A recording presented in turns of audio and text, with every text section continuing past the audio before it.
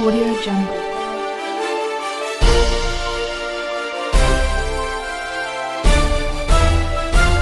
Audio Jungle. Appu ಆಸರೆ ನಿರಾಶ್ರಿತರಿಗಾಗಿ ಅನ್ನದಾಸೋಹ ಸೇವೆ ನಮ್ಮದು, ಸಹಾಯ ನಿಮ್ಮದು.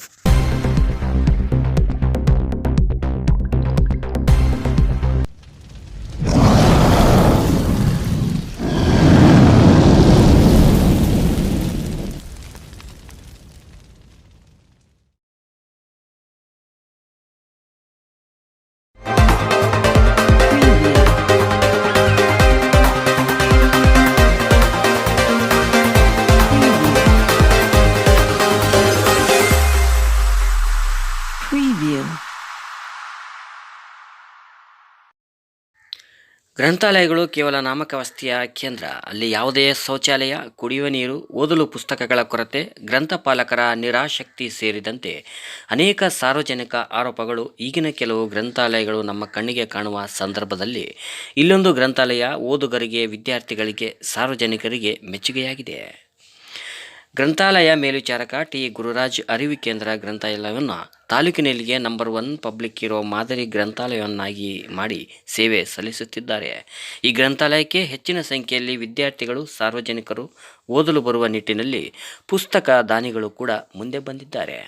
ಹೌದು ಸ್ನೇಹಿತರೆ, ಕೂಡ್ಲಿಗಿ ತಾಲೂಕಿನ ಹೂಡೆಂ ಗ್ರಾಮ ಪಂಚಾಯಿತಿ ಅರಿವು ಕೇಂದ್ರ ಗ್ರಂಥಾಲಯಕ್ಕೆ 71ಕ್ಕೂ ಹೆಚ್ಚು ಪುಸ್ತಕಗಳನ್ನು ಹೂಡೆಂ ಗ್ರಾಮದ ಡಾಕ್ಟರ್ ಕೆ. ಉಮೇಶ್ ಅನ್ನಪೂರ್ಣ ಕುಟುಂಬದವರು ಬುಧವಾರ ಕೊಡುಗೆಯಾಗಿ ನೀಡಿದ್ದಾರೆ.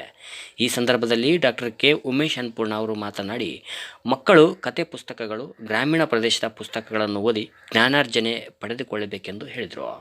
ಮುಂದಿನ ದಿನದಲ್ಲಿ ಗ್ರಂಥಾಲಯಕ್ಕೆ ಕಂಪ್ಯೂಟರ್ ಹಾಗೂ ಪುಸ್ತಕಗಳನ್ನು ಕೊಡಿಸುತ್ತೇವೆ. ಮಕ್ಕಳು ಗ್ರಂಥಾಲಯಕ್ಕೆ ಬಂದು ಸದುಪಯೋಗ ಪಡೆದುಕೊಳ್ಳಿ ಎಂದು ತಿಳಿಸಿದರು. ಈ ಸಂದರ್ಭದಲ್ಲಿ RDPR ಇಲಾಖೆಯ doctor Hanumanthappa, doctor Vinay, KU ನೇತ್ರ, ಗ್ರಾಮ ಪಂಚಾಯಿತಿ ಕಾರ್ಯದರ್ಶಿ ಚಂದ್ರಪ್ಪ, ಶ್ರೀ ಗುರುಕನಕ ವಿದ್ಯಾಕೇಂದ್ರದ ಶಿಕ್ಷಕರಾದ ಕುಬೇರ್, MJ ಶಿಕ್ಷಕಿ ಸರೋಜ, ಗ್ರಂಥಪಾಲಕ ಟಿ. ಗುರುರಾಜ್, ಗ್ರಂಥಾಲಯ ಓದುಗರು ಮಹೇಶ್, ಮಲ್ಲಿಕಾರ್ಜುನ, ಗುರುಕನಕ ವಿದ್ಯಾಕೇಂದ್ರದ ವಿದ್ಯಾರ್ಥಿಗಳು ಸೇರಿದಂತೆ ಹಿರಿಯ ಪ್ರಾಥಮಿಕ ಶಾಲಾ ತಾಯಕನಹಳ್ಳಿ ಶಾಲಾ ಮಕ್ಕಳು ಹಾಗೂ ಹೂಡೆಂ ಹಿರಿಯ ಪ್ರಾಥಮಿಕ ಶಾಲಾ ಮಕ್ಕಳು ಭಾಗವಹಿಸಿದರು.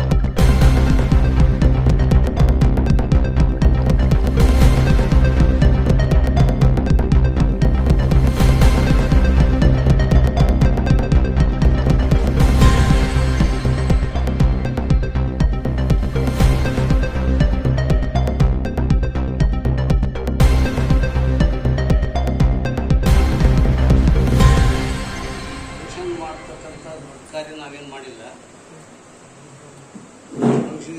ಗುರುರಾಜ್ ಹೇಳಿರಲಿಲ್ಲ. ಆದರೆ ಇವತ್ತು ಮಕ್ಕಳು ದೊಡ್ಡ ಸಂಖ್ಯೆಯಲ್ಲಿ ಇಲ್ಲಿ ಸೇರಿದ್ದಾರೆ.